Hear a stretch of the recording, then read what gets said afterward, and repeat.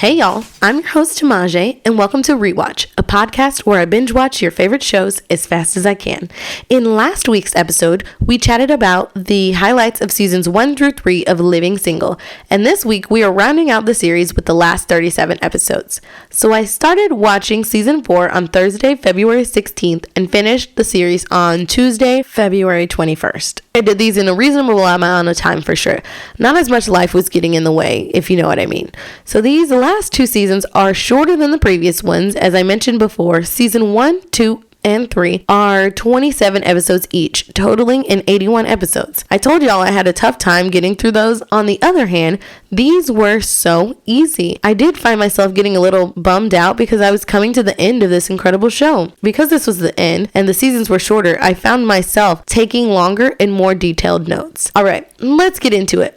And as always, there will be spoilers. Season 4 opens up in the girl's apartment with Sinclair freaking out because she hasn't seen Overton since he rode off on the horse to go get the mugger. All right, I want to pause right there because I just have to say it. Everybody in this episode is so tan, like they must have had a good summer or something and went out in the sun the entire time because wow. Anyway, soon a knock on the door brings him and a horse cop. And yes, that's what I would call him because it's funny. Overton did catch up with the guy, but doesn't get the ring. They have to go down to the police station and identify the mugger. And somehow Sinclair runs in the lineup and attacks the mugger. Meanwhile, all this is going on. Flavor is being sued for defamation. The music guy Russell accused a band of stealing a song, and they decided to sue the company for $10 million. First of all, Flavor barely has $10,000, so obviously they can't pay that. So Max gets Khadijah a lawyer to help her out. He's literally useless, but Russell somehow saves the day by flipping it and reversing it and proving that the song was stolen. Finally, the police find the stolen goods and Overton proposes right there on the spot in the middle of the police station. And after telling everybody to shut up, of course. And obviously she says yes. After 3 seasons, our favorite couple is tying the knot. After the incredible finale and passionate cliffhanger, the season opener, in my opinion, was lackluster. It kind of dragged a bit. Season 4 does have some great highlights. That brings me to my favorite episode this season, episode 15, titled Back in the Day. This episode is just so good. It reminded me of season 1 and that it was so refreshing and original to have after watching 100 episodes. It was nice to see what the squad's life was like before we landed in their fictional lives. So anyway, the episode opens with all the girls getting ready in the bathroom, and yes, even Max is there too. They're prepping for an award show that Khadijah is being honored at for her journalism. Sinclair has a giant perfume bottle, Max needs to borrow some pantyhose, and Regine is plucking and waxing. You know,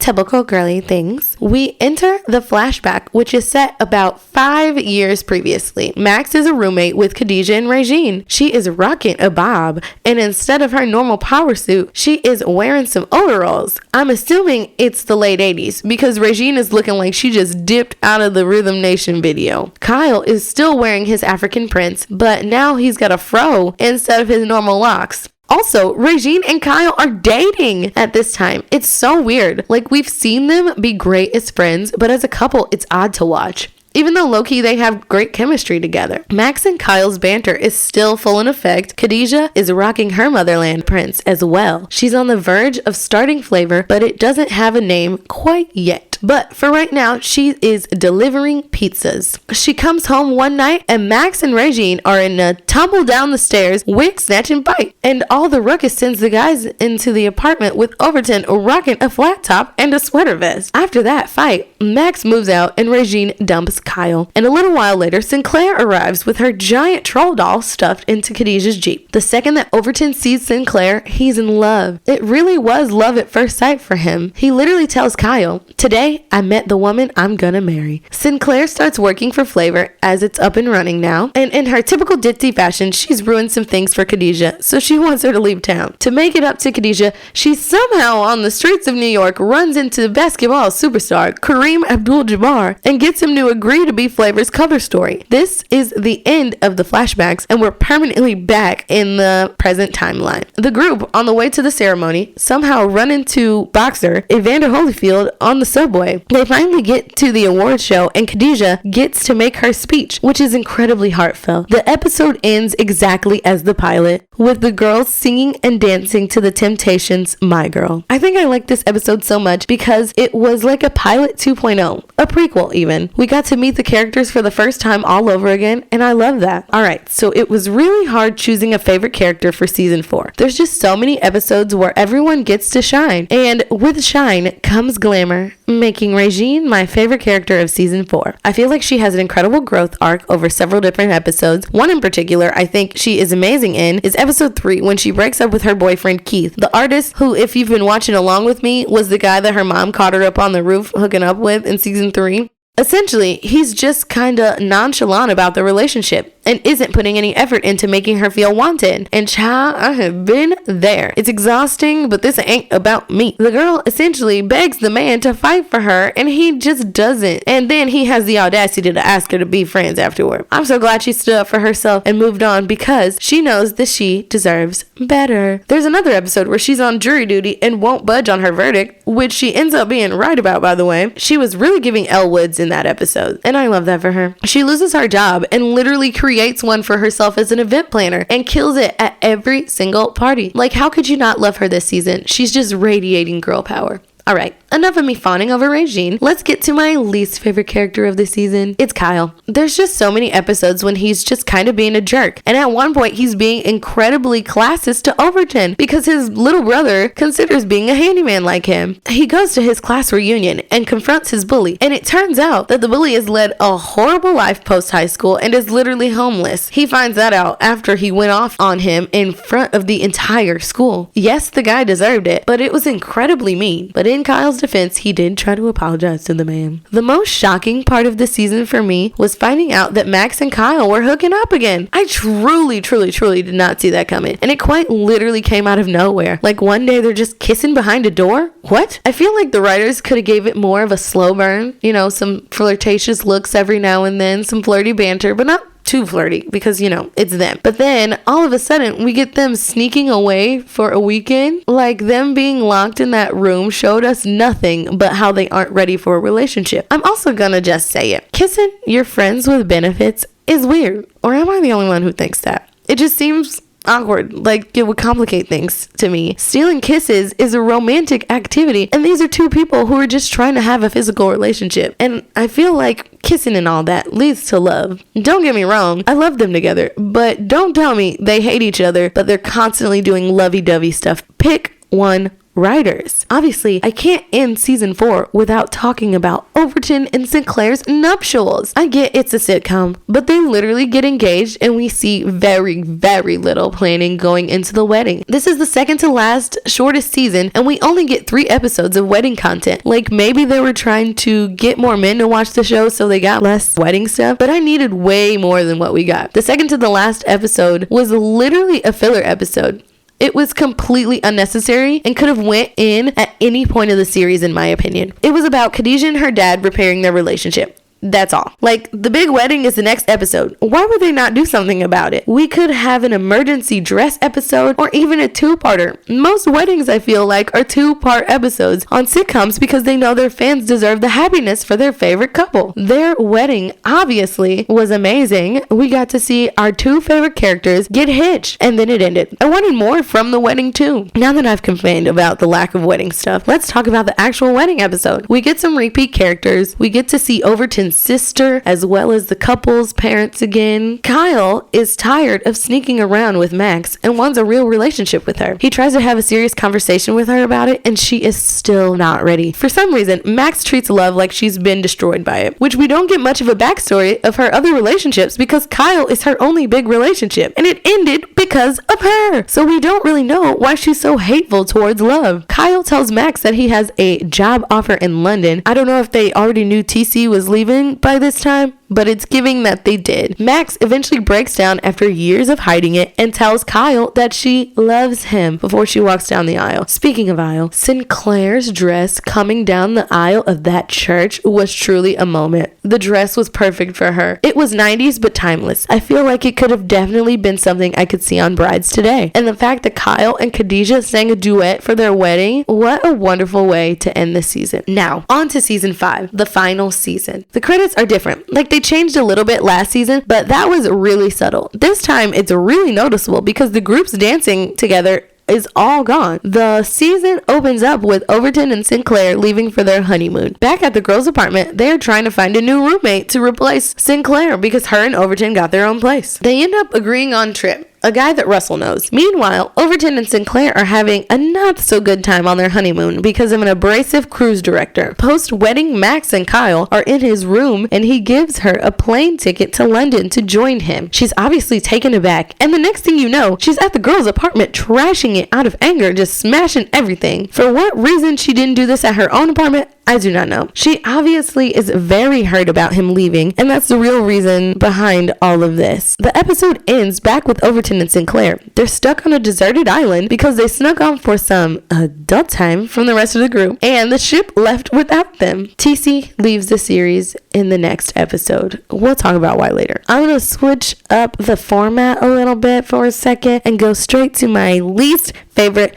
character. His name is Trip. Kyle is replaced by Trip, and it's really obvious that he couldn't fill Kyle's shoes because now the group feels off balance, even with the addition of a new male character. Bringing a character into a series that is ending is such an awkward thing, and he doesn't have any chemistry with the rest of the cast, and that's something that takes at least a full season to do. In my opinion, I feel like if they have moved Russell to the main cast, it would have been a better balance because he's actually someone who's interacted with all of the characters, and he has good chemistry with all of them. With Trip being there, I thought he would end up with either Khadijah or Regine, so when he didn't end up with either one of them, and ended up with a random girl that they brought in like in one of the last few episodes, I was low-key confused. I feel like with more development, Trip could have been way better, but he was simply a waste of a character when we could have just pivoted and focused more on concrete individual storylines. Y'all, this whole season was so rushed. Yes, everybody got their happy ending, and I'm glad about that, but the cast and the characters and the fans deserved better. It's pretty obvious that they got the cancellation notice right towards the beginning, middle-ish of the season because they were giving us similar storylines to previous seasons with just a little bit more comedy, and then it felt like they got canceled and pivoted to wrapping up all the storylines. Let me pause on the complaining. Let's get some happy stuff. Though season 5 was the shortest, it was still hilarious. We get Overton and Sinclair's new love shack, which interestingly changes sets after they show it the first time. We get to see Khadijah. I guess we could call it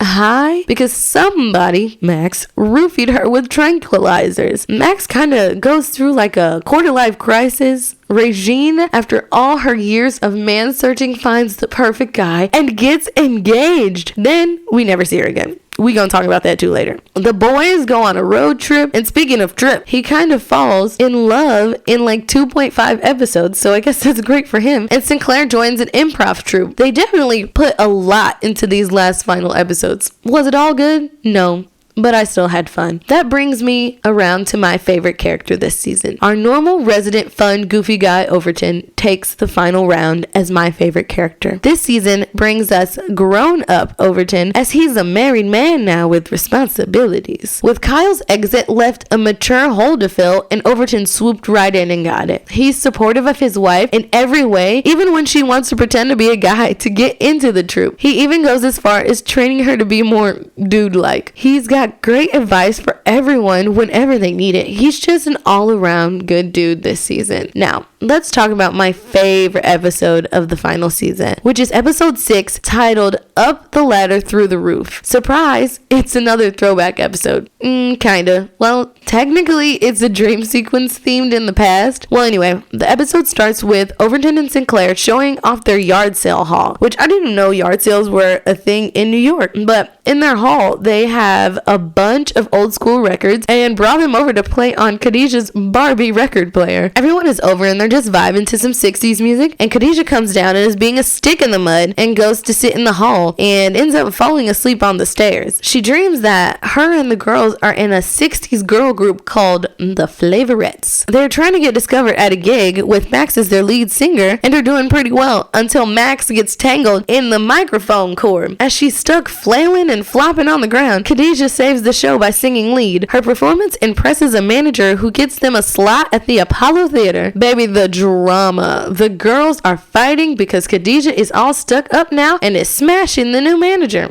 Allegedly. Max is like tweaking out of insanity and anger of losing her spot, and they finally get on stage to perform. And let me just say, I'm obsessed. They sang and danced to the Supreme song Up the Ladder to the Roof, which is literally my new obsession. I've listened to like 20 different versions of the song and I love it so much. I even made my mom watch the original Ed Sullivan performance and the living single version because I'm a crazy person. Alright, I'm spiraling. But the episode ends with Khadijah waking up from her dream with the song playing in the background. She rejoins the friends and dances with them, and then the episode ends. Oh, I forgot the major cameo in this episode. The singer who is warming up the crowd is the Shaka Khan. The bloopers at the end credits has the cast and her singing and having a good time. She can't even finish singing the words because she's laughing so hard at everybody. Alright guys, we're nearing the end and it's time to talk about the series finale. But before I can do that, I have to mention one little thing from the penultimate episode, and that's that we find out Max is pregnant, which for me I struggle with because wanting children was never anything that Max felt like she had a yearning for in the previous seasons, but sometimes that quarter life crisis gets to you. In the finale, Max is talking about her sperm donor and how he had all these amazing characteristics, education and whatnot, and that's why she chose him. And then Overton recognizes the name of the donor bank because Kyle has donated there before. She lists off all the characteristics and says, no, it can't be Kyle.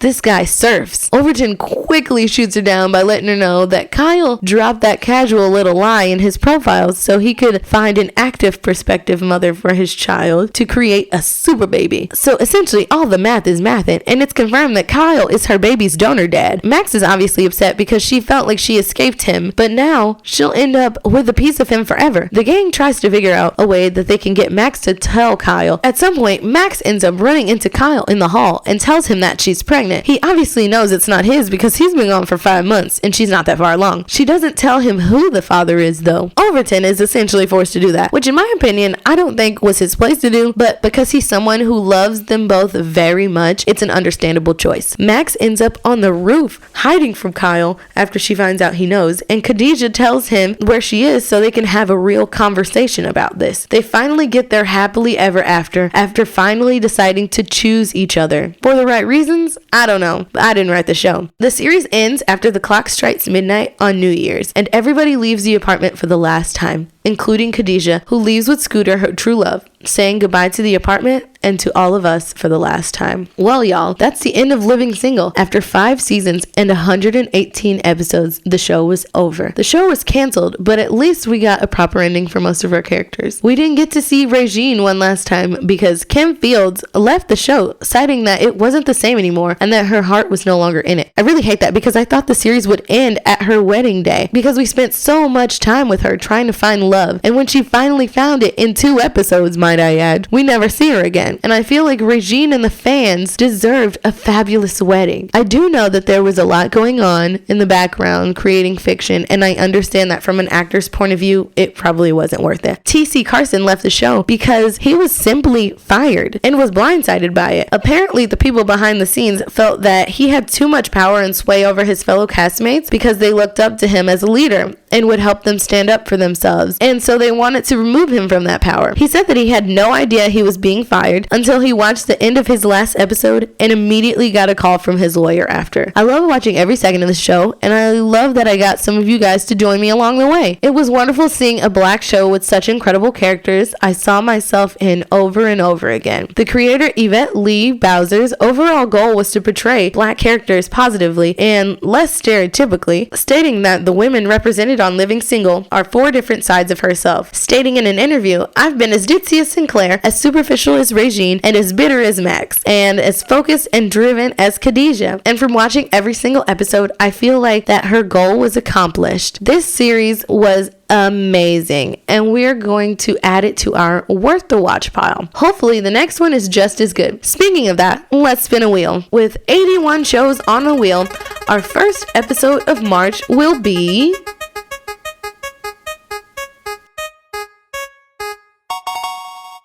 Reba.